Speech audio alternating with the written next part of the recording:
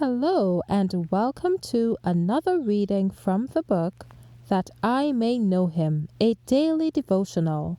Today's reading is entitled The Results of Christ's Travail, December 29th. He shall see of the travail of his soul, and shall be satisfied. By his knowledge shall my righteous servant justify many, for he shall bear their iniquities. Isaiah 53:11. What sustained the Son of God during his life of toil and sacrifice? He saw the results of the travail of his soul and was satisfied. Looking into eternity, he beheld the happiness of those who through his humiliation had received pardon and everlasting life.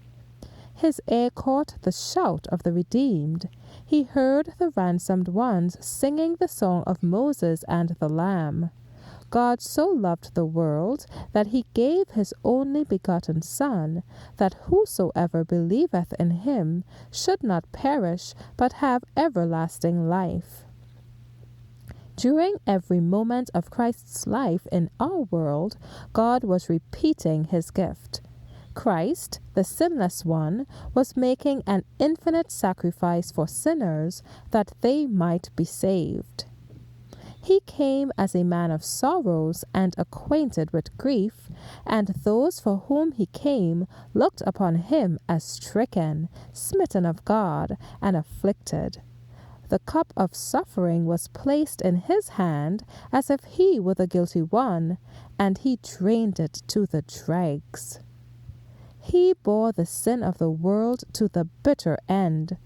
No line can fathom, no measurement compute the love revealed by the cross of Calvary. In every pang of anguish endured, we behold the throes of paternal love. The Father himself travailed in the greatness of his almighty love in behalf of a world perishing in sin. By the sacrifice that has been made, the gift of eternal life has been placed within the reach of every son and daughter of Adam. Christ's redeemed ones are his jewels, his precious and peculiar treasure. They shall be as the stones of a crown, the riches of the glory of his inheritance in the saints. Zechariah 9:16 and Ephesians 1:18. In them he shall see of the travail of his soul, and shall be satisfied. Christ looks upon his people in their purity and perfection as the reward of all his sufferings, his humiliation, and his love, and the supplement of his glory, Christ the great center from which radiates all glory. Thank you for listening today. Be sure to come back tomorrow to listen to another reading from the book That I May Know Him. Be encouraged.